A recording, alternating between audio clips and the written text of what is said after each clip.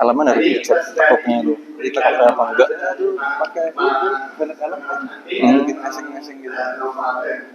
Tapi malah saya lebih suka kalau itu manual itu, jadi tahu gimana sih waktu nanti kami alokasikan untuk Pak Noval ini sampai jam 12. Jadi setelah jam 12 kita akan isoman, jam 1 kita masuk kembali. Waktu kami berikan Pak Noval, silakan Pak Noval.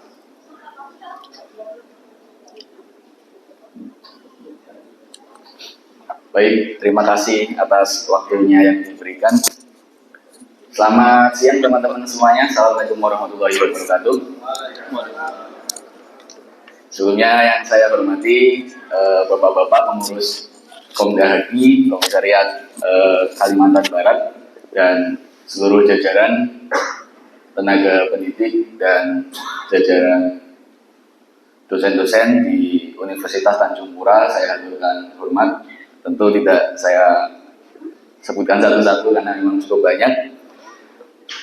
Pada kesempatan kali ini izinkan saya untuk menyampaikan sedikit pengenalan mengenai struktur rangka baja memikul momen khusus atau biasa kita sebut dengan special moment frame, diterjemahkan oleh tim komite SNI sebagai RMK atau rangka momen khusus.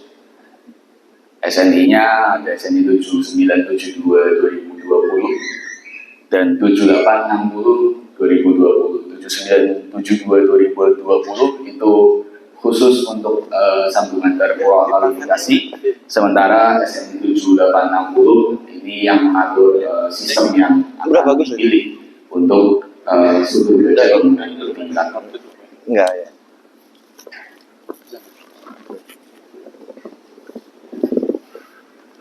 Tentu mohon izin ini saya sampaikan sambil duduk ya.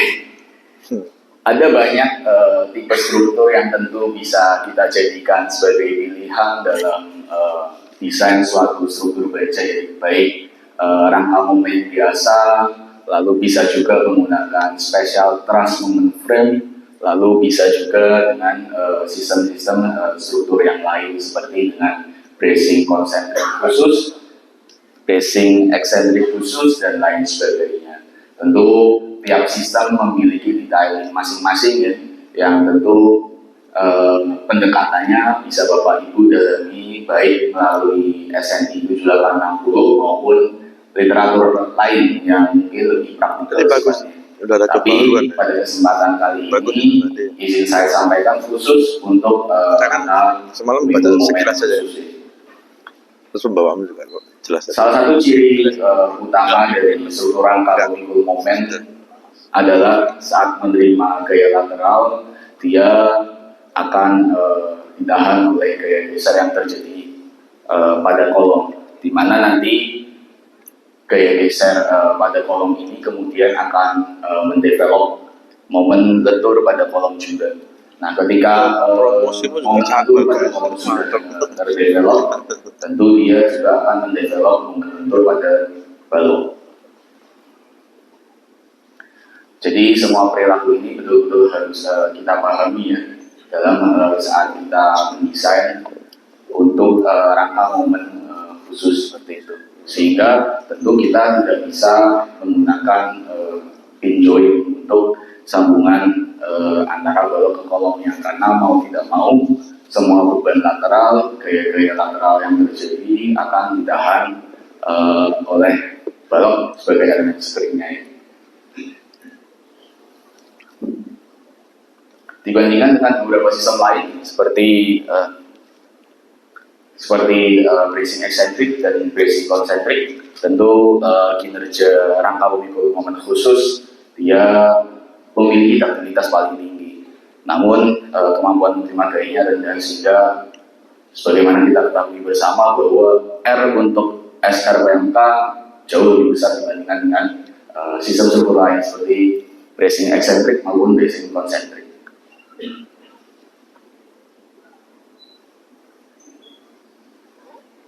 Nah, untuk struktur rangka pemikul momen ini sendiri sebetulnya kita harus bisa mendefinisikan terlebih dahulu mana elemen yang akan kita pekerjakan sebagai elemen screen untuk mendisipasi energi gaya gempa, di mana untuk rangka uji khusus memang disipasi energinya akan dikerjakan oleh elemen balok, sehingga untuk rangka uji moment tentu kita sering dengar istilah strong column weak beam.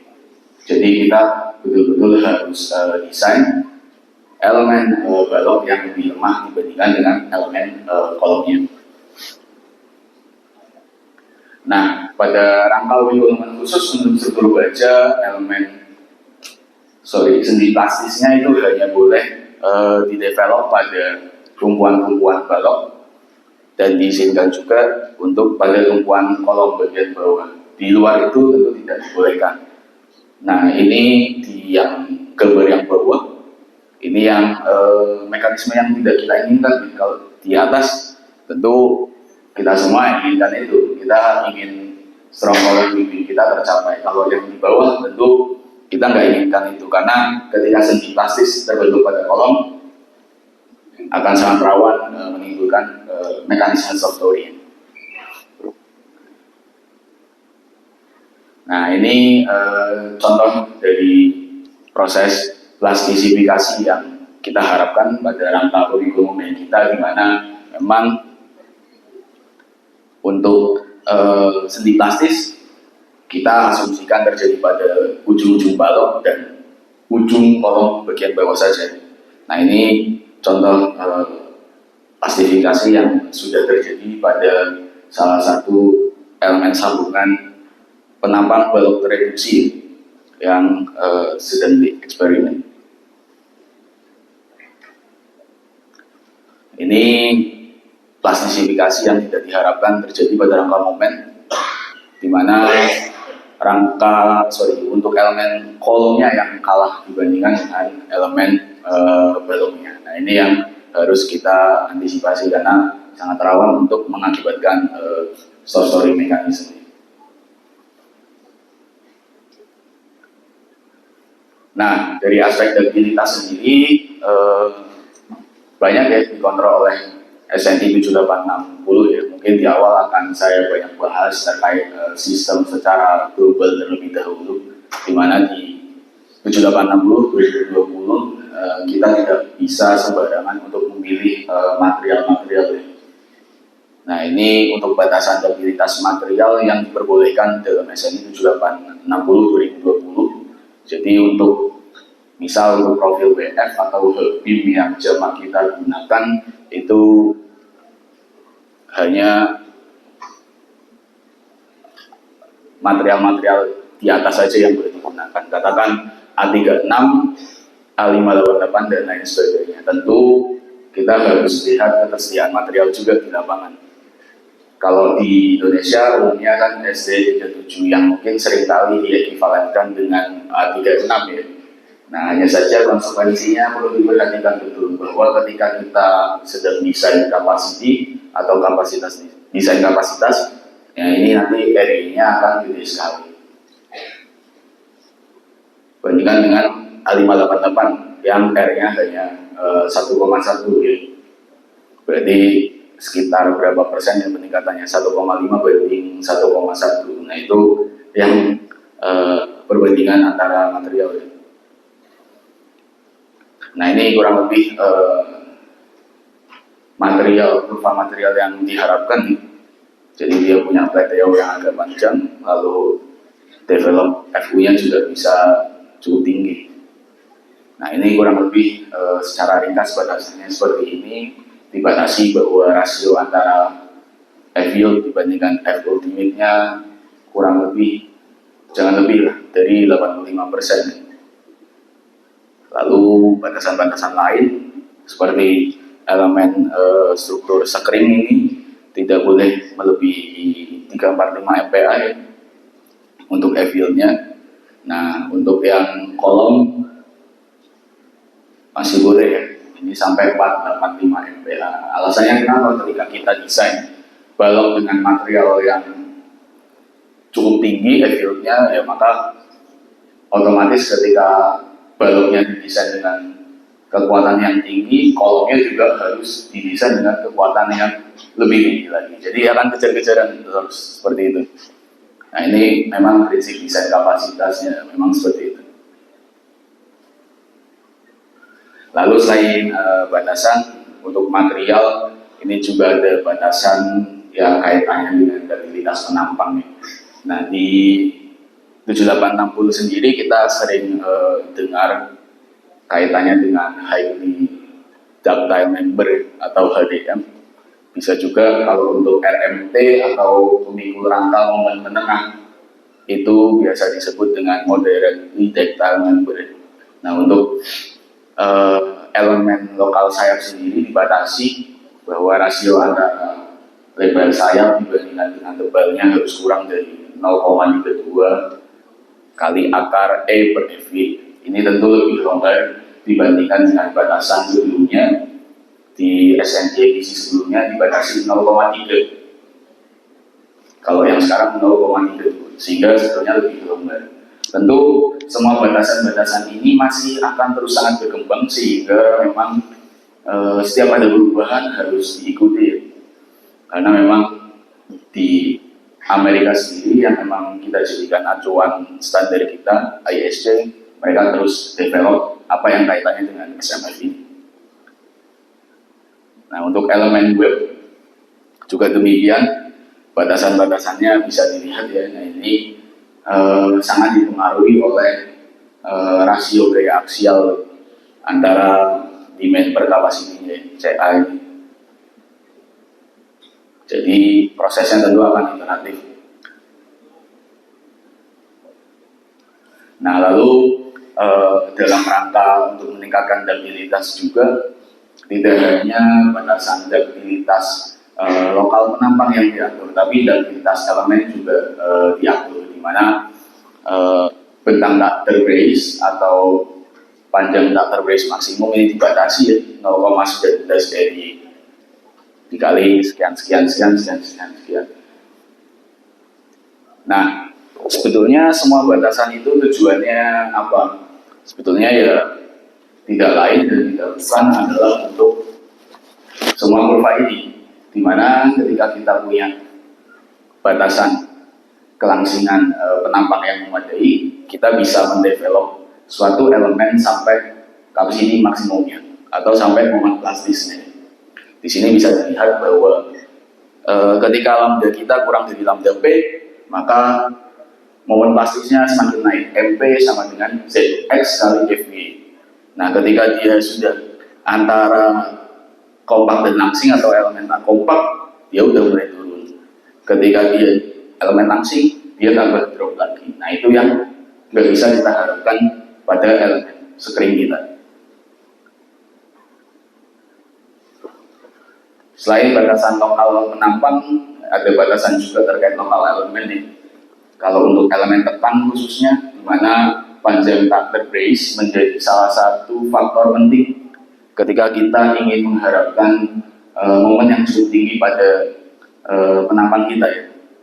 Kalau penampang kita di brace dengan cukup, maka momennya bisa plastik sempurna, MP-nya bisa mencapai titik paling tingginya.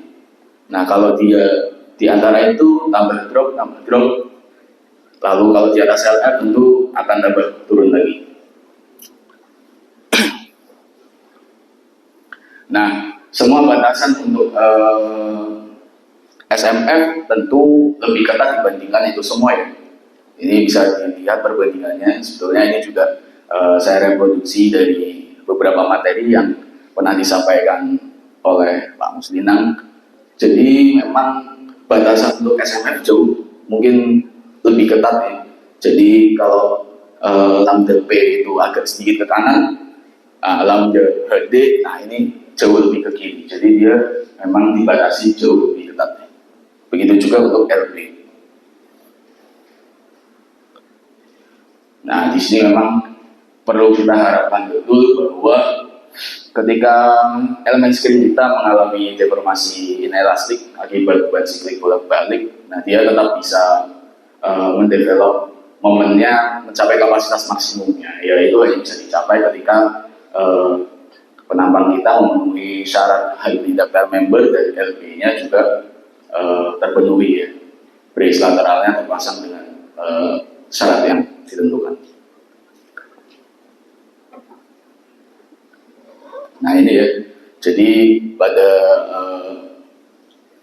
SMF dia perlu diperhatikan betul ya. Untuk elemen screen tentu tidak perlu kita lakukan desain kapasitas. Tapi nanti untuk elemen balok, untuk elemen kolom yang kita desain sebagai elemen screen harus kita desain dengan desain kapasitas karena dia perlu memiliki kekuatan yang lebih tinggi dibandingkan dengan elemen screen-nya. Nah di sini bisa dilihat bahwa nanti untuk kolom tentu akan dihitung dengan moment probable ya, sama mungkin kurang lebih seperti struktur beton bertulang ya, di mana moment probable untuk kolom tentu kita bedakan FI-nya kan dikali dengan 1,25 dan lain sebagainya. Hanya saja untuk baja kita kalikan dengan CPR dan RE tadi atau kuartal terekspektasi.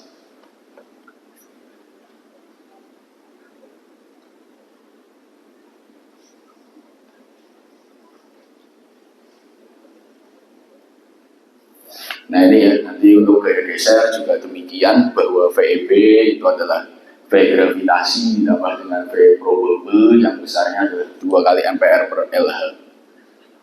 Nah ini yang untuk seismic shield. Jadi gaya geser yang dihitung nanti adalah V gravity ditambah dengan V probable, di mana V probable diambil dari 2 ampere atau 2 kali moment probable yang ditentukan dengan persamaan sebelumnya, CPR kali RI kali EV kali ZX. Nah, dibagi dengan LH, di mana LH adalah jarak antara plastik hinge atau jarak antara sendi plastis.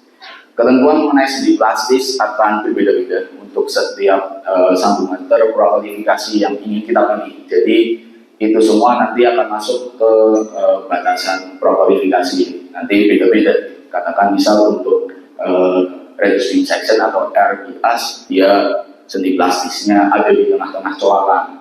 Nanti kalau untuk extended stiffness, dia bisa jadi di ujung stiffness dan lain sebagainya. Itu akan sangat berbeda-beda dan sangat perlu untuk ditinjau di SNI 772 2020. Ya ini kurang lebih free body diagram, di mana kolom didesain dengan kapasitas desain, dia didesain dengan kapasitas umum dari balok yang sudah kita tingkatkan ya. Ada MCL, ada VC dan lain sebagainya.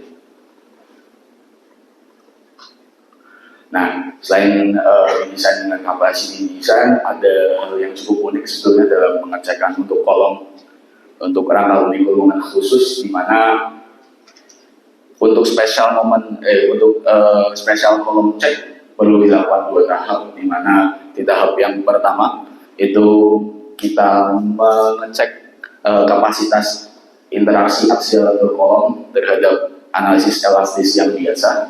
Lalu nanti di fase kedua kita perlu cek aksial murni kolom, tapi beban yang digunakan adalah beban dengan tambahan overstrength factor sesuai yang B ya. Jadi memang digunakan overstrength factor omega 0,3 ya ketika kita cek aksial murni pada kolom. Lalu persyaratan untuk hubungan balok kolom ini beda dengan beton. Kalau untuk beton rasio balok kolomnya adalah 6/5 atau 1,2, lalu untuk struktur baja dia cukup 1 ya.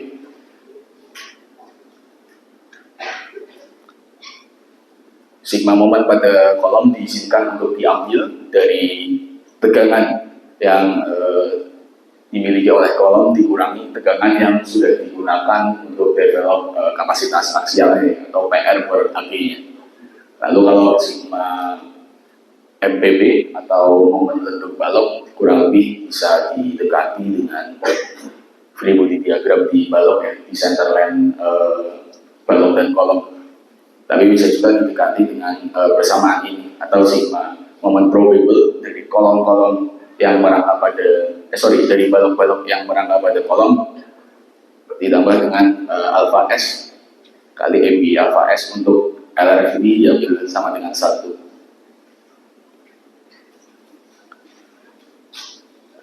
Hal yang paling penting dalam hubungan balok kolom adalah kita perlu memastikan bahwa sambungan yang kita gunakan, khususnya sambungan momen, sudah betul terkualifikasi ya.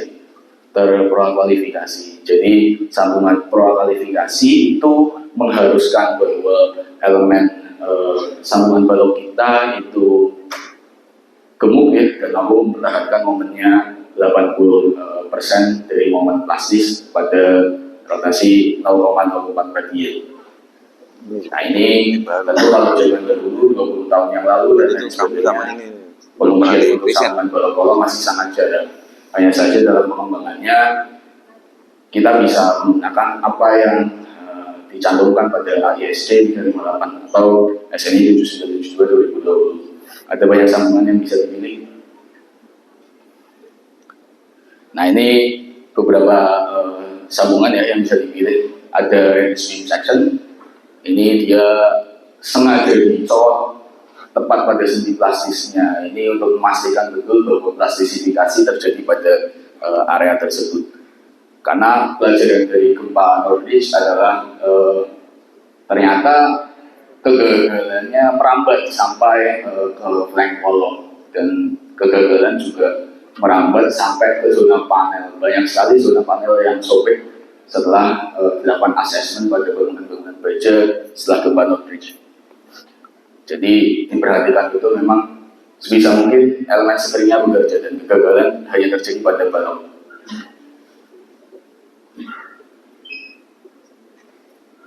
Nah ini salah satu pelajaran juga dari gempa Nordic adalah bahwa ternyata memang si web tidak membantu terlalu signifikan ya untuk menahan momen dan deformasi inelastik. Jadi tegangan ini hanya terkonsentrasi pada flank atas dan flank bawah, sehingga pada perkembangannya kemudian seringkali plat penerus atau continuity plat menjadi hal yang penting untuk kita sediakan dalam desain sambungan balok kolom kita. Nah ini ya, ketika kita provide continuity plat, nah tegangannya jauh lebih ideal dibandingkan ketika kita tidak menyediakan continuity plat, karena memang berdasarkan apa yang diasesmen pada bangunan-bangunan baja di gempa Nordic, web tidak terlalu membantu banyak ya. Jadi tegangannya hanya berfokus pada flank atas. Jadi ada buckling pada kolom ketika continuity plat tidak di-provide. Nah ini continuity plat detailnya harus dilas dengan complete joint penetration. Beberapa persyaratan mengenai plat penerus atau continuity plat. Nah ini simbolnya tebal continuity plat bisa diambil dari setengah tebal flank untuk balok yang merangkap pada satu sisi saja. Kalau merangkap pada dua sisi, dia perlu diambil 3/4 dari mana yang paling besar, antara tebal flank 1 atau tebal flank 2. Nah ini contoh pemasangan plat penerus pada sambungan 8S ya, extended stiffener. Selain plat penerus, tentu kita perlu cek juga apa yang kaitannya dengan panel zone.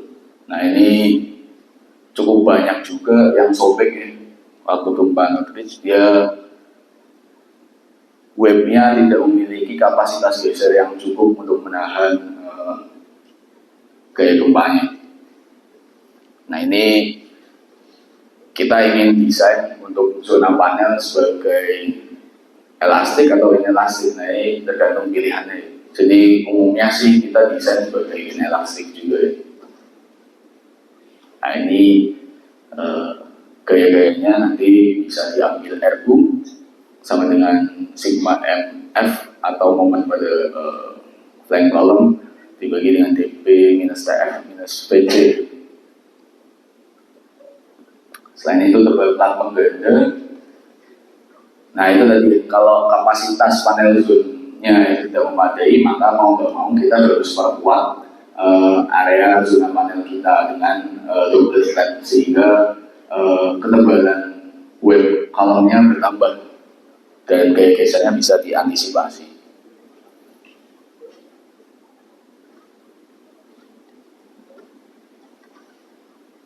Nah ini kalau slice kolom di peraturan yang sebelumnya memang hanya dibolehkan untuk menggunakan complete joint penetration, tapi dalam perkembangannya dibolehkan juga untuk menggunakan partially joint penetration. Ini contoh penggunaan CCP pada slice kolom diambil dari NST. Nah, kalau dalam proses desain ini apa yang perlu kita perlukan nih? Jadi tips utama adalah waktu desain pastikan terlebih dahulu struktur yang kita desain aman terhadap batasan simpangan, karena sering kali memang untuk RMK yang mengontrol adalah simpangan. Jadi selalu pastikan dulu simpangannya sudah memenuhi kriteria yang ada dan masih ada di bawah batas isinya, baru lakukan stress design. Nah ini tentu batasannya harus menyesuaikan SN 1726/2019, baik untuk kategori risiko 1 sampai 4. Nah untuk mencapai hal tersebut tentu kita harus bisa memilih elemen-elemen mana yang kita gunakan sebagai rangka lindung khusus. Dalam sumber baja yang didesain sebagai SMF, memang tidak semuanya kita perlu desain sebagai SMF. Kita bisa memilih beberapa portal saja yang memang ingin kita desain sebagai SMF, tentu dua arah secara ortogonal ya. Jadi jangan sampai hanya arah X saja yang kita provide portal SMF, nanti arah Y-nya kemana-mana. Jangan sampai arah Y saja, tapi arah X-nya nggak kita provide, nanti arah X-nya kemana-mana. Nah itu yang perlu kita perhatikan.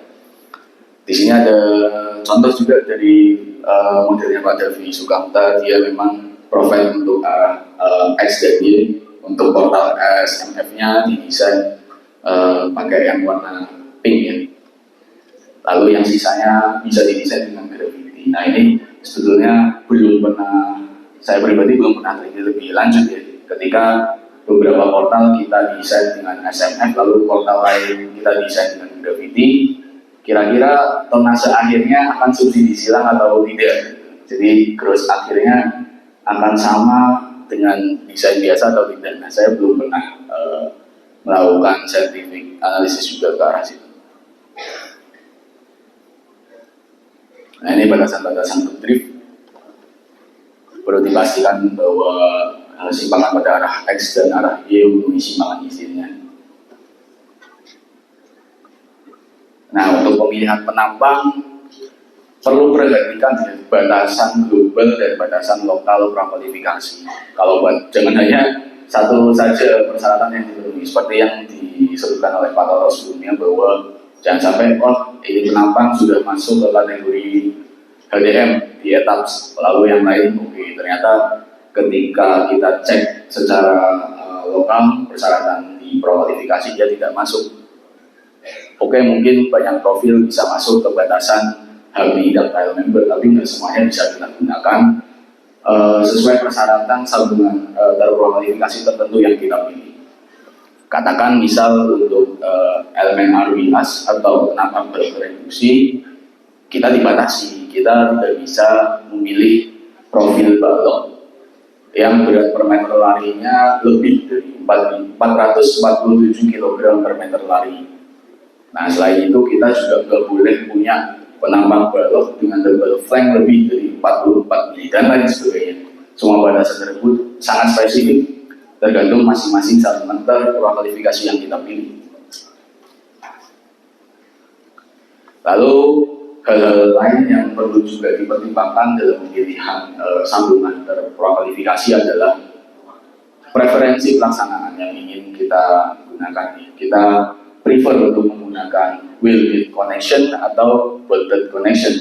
Kalau di Indonesia umumnya lebih prefer shop building, lalu di tempat tinggal building saja. Nah ini tentu akan jadi pertimbangan yang vital ya dalam pemilihan sambungan terkualifikasi, karena dari sekian banyak sambungan terkualifikasi tidak semuanya hanya bullet connection, ada juga yang dia membutuhkan side building seperti untuk 8ES. Nah ini bisa dipilih untuk yang bullet connection.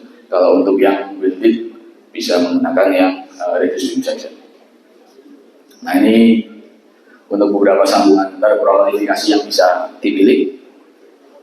Ada RPAS, ini welded connection, ada extended end plate tapi yang unstiff, nah ini bolted connection, ada yang stiff juga bolted connection, ada bolted flank plate bolted connection, lalu dan lain sebagainya. Perlu diperhatikan juga hati-hati dalam penggunaan elemen-elemen sambungan terkualifikasi yang dia di cover oleh pattern traction. Ada beberapa sambungan yang memang dia dilindungi oleh paten sehingga penggunaannya ya harus beli ya, mau nggak mau. Seperti Simpson strong tie, strong frame, side plate dan lain sebagainya. Nah ini semua sambungan yang memang didevelop oleh komersialnya dulu baru diajukan ke ISD sehingga memang ada patennya. Hati-hati ketika kita memilih sambungan RPAS ya, karena secara global struktur ada reduksi coakan ya di elemen balok kita. Kalau NST sih menyarankan saat kita lakukan analisis reduksi kekakuannya 10%. Jadi kita masukinnya 0,9 TI. Nah kalau ISC 358 merekomendasikan deh, nggak usah kita reduksi kekakuannya, tapi saat perhitungan simpangan tingkatkan semua simpangannya 10% di atas itu. Nah itu hal yang perlu diperhatikan saat kita desain RPAS. Selain itu, tentu momen probable yang digunakan bukan momen probable penampang di luar RPAS ya, tapi diambil yang di coakan ini, di tengah-tengah coakan. Jadi kurang lebih besarannya 0,7 dari modulus plastisnya ya, atau reduksi sekitar 30%. Cuma saya kira ini jarang digunakan di kita ya.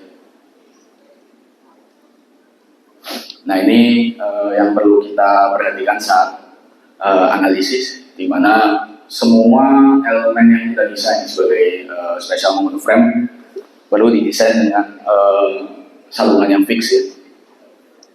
Kolom pun kita perlu fix, lalu untuk balok juga perlu kita fix. Apa yang terjadi dengan rangka bertimbul gaya gravitasi pin saja semuanya, tidak ada kebutuhan menahan momen untuk semua elemen rangka menahan gaya gravitasi. Jadi bisa kita kasih pin join semua. Nah ini contoh layoutnya ya. Jadi pengaturan orientasi kolom akan jadi sesuatu yang vital juga, di mana semua sambungan terkualifikasi hampir, tapi ada juga yang enggak. Itu mengharuskan balok sebagai elemen screen bertemu dengan sayap kolomnya atau bertemu dengan suku kuat kolom. Nah ini sebagai contoh ya, sudah saya sempat utarakan juga sebelumnya bahwa tidak semua elemen perlu didesain sebagai SMF. Kita bisa pilih rangka-rangka mana saja yang kita pilih sebagai SMF. Katakan ini hanya ASD saja ya, sama ASA yang kita pilih sebagai SMF. Lalu pada arah ininya dia menggunakan constant base frame pada ASC sampai ASB. Nah ini berarti dia pakainya sistem gandeng. Dia pakai SMF dan SCBF. Boleh-boleh saja, nggak ada yang salah, semua bisa didesain sesuai dengan ketentuan yang berlaku. Kalau modelnya ISC sih tidak ada batasan dalam stil desainnya. Nah lalu sebagai tips juga ketika pemilihan elemen balok kolom, sebagai preliminary awal itu bisa kita gunakan ya. Jadi kalau langsung ngecek SCBB kan jauh sekali ya. Tapi gimana cara kita untuk melakukan preliminary design agar SCBB kita nanti di akhir masuk. Nah ini bisa kita definisikan dengan rasio modulus penampang plastisnya ya, antara kolom dan balok. Sebisa mungkin dipilih rasionya kurang lebih 1,5.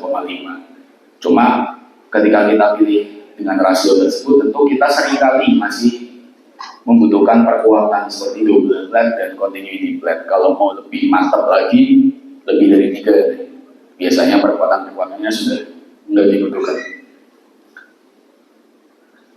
Nah, ini contoh preliminary design untuk pemilihan batu kolom nih. Jadi memang ZX-nya si kolom rasionya hampir 3,4 dibandingkan dengan ZXP. Nah, ini bisa dicek juga. Tentu ini nanti di akhir akan kita verifikasi juga dengan perhitungan akhir untuk SCWP-nya. Nah, ini sebagai tahapan akhir mungkin akan saya sedikit jelaskan contoh prosedur desain untuk RBAS connection. Kalau di RBAS connection sendiri ditentukan secara spesifik ya, antara batasan-batasan parametriknya ini. A-nya berapa, lalu B-nya berapa, lalu C-nya berapa. Nah, ini ditentukan secara spesifik dan batasan-batasannya sudah dibatasi juga sesuai di atas ya, bahwa A itu harus ada pada batasan setengah BF dan 3/4 BF, nggak boleh lebih dari itu dan lain sebagainya. Nah, ini yang agak sedikit sulit di RBAS connection karena prosesnya iteratif, trial dan error. Lalu ketika semua itu sudah kita kunci, coakannya seberapa, lalu panjang segi basisnya berapa, nah ini bisa kita lanjutkan untuk cari modulus penampakan plastis untuk reduced section. Nah, ini kurang lebih besarannya 73% kali ZX-nya, sesuai tadi reduksinya plus minus 30%. Lalu bisa kita cari MPR-nya berapa atau probable-nya berapa dengan desain kapasitas CPR kali area dan lain sebagainya. CPR sebetulnya jadi hal yang baru juga, biasanya 7860 dan 7972 bahwa CPR sekarang menggunakan persamaan seperti ini. Kalau dulu nilainya kalau nggak salah 1,1, kalau sekarang memang adalah rasio antara FV dan FV plus FU dibagi dengan 2 FV. Lalu bisa kita definisikan juga posisi segi plastisnya, yaitu tengah-tengah coakan.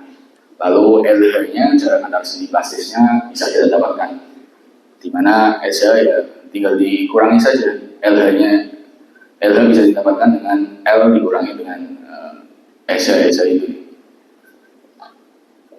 Lalu bisa kita cari untuk favorable-nya ya. Nanti favorable diambil dari 2 kali ampere per LH ditambah dengan V gravity. V gravity adalah gaya geser akibat beban gravitasi saja tanpa mempertimbangkan gaya-gaya lainnya.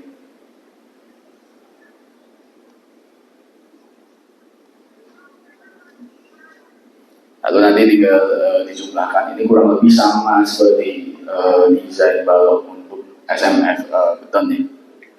Cuma favorable-nya tentu beda. Nah, lalu kita perlu definisikan juga demand momennya ya. Demand momennya di muka kolom berapa, lalu di tengah-tengah center line kolom berapa dan lain sebagainya. Nah, ini perlu didefinisikan sendiri-sendiri.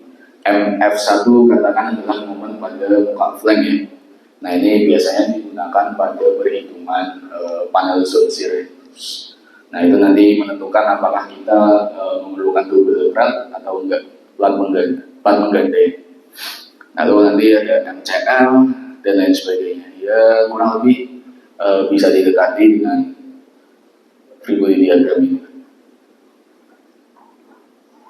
Nah, ini nanti kita cek kapasitas momennya ya, di muka kolom masih mencukupi atau tidak. Lalu untuk shear-nya juga demikian ya untuk baloknya. Nah, ini strong column beam seperti yang sudah saya jelaskan bisa didekati dengan kapasitas tegangan si kolom yang dikurangi dengan tegangan yang sudah digunakan untuk develop kapasitas aksialnya ya, PO per A. Ini untuk kolom. Kalau untuk balok bisa didekati dengan MCL ya, momen pada center line, atau bisa juga didekati pada ini ya dengan tadi sigma MPR plus bla bla bla tadi di awal. Jadi bisa juga didekati dengan itu. Tentu ya silakan saja dipilih mana yang Bapak Ibu ingin gunakan. Nah ini dicek rasionya 1,44 masih oke. Hanya saja ketika 1,44 umumnya dia masih membutuhkan elemen-elemen perkuatan lain ya, seperti double plat dan continuity plat. Nah rasionya aja masih 2,1 ya. Nah ini dicek kebutuhan plat penerusnya tentu dengan batasan-batasan ya. Ini di pasal J17/2020 ada, jadi cek saja akibat beban terpusat pada web. Nah ini kan bisa membuat web local yielding dan web crippling. Kalau SNI 17/9 membahasakannya sebagai lipat badan. Nah ini kalau kapasitasnya nggak memenuhi, tentu kita butuh plat penerus. Lalu begitu juga kita lakukan untuk plat pengganda. Ini kita cek dulu panel zone-nya, kapasitas gesernya memenuhi atau tidak. Kalau nggak memenuhi, tentu double plat perlu kita provide. Kalau secara standar kita tentu bisa di luar gempa ya, di luar SNI 17/26/2019 kita bisa mengacu pada beberapa standar sebagai berikut seperti SNI 7860 yang mengatur untuk ketentuan seismik untuk bangunan baja tahan gempa. Lalu SNI 7972/2020 itu juga mengatur ketentuan untuk sambungan terprokalifikasi untuk momen menengah dan momen khusus. Lalu untuk elemen-elemen lain bisa juga mengacu ke yang umum baja ya di 17/29/2020.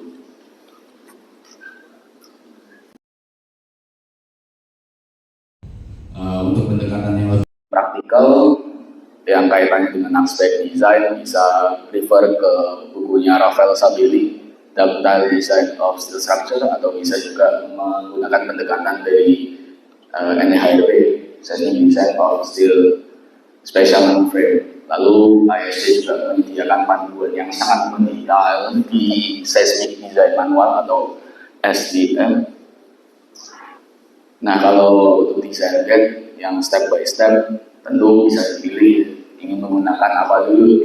Kalau pakai 8RS bisa pakai desain gate 39. Kalau LIAS bisa refer ke IWC desain manual.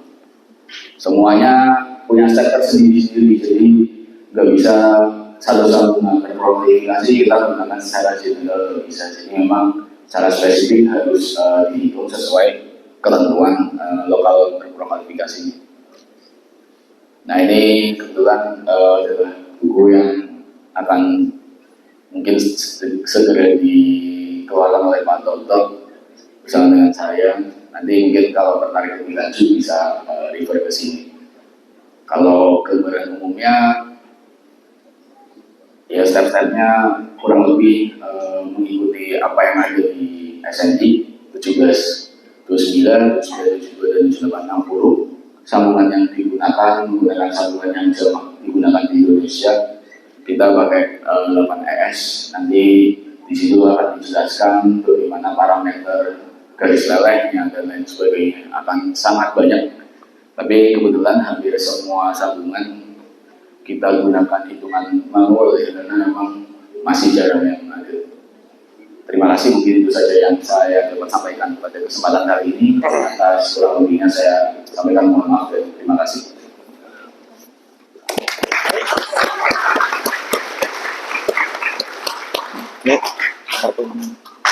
Baik, terima kasih.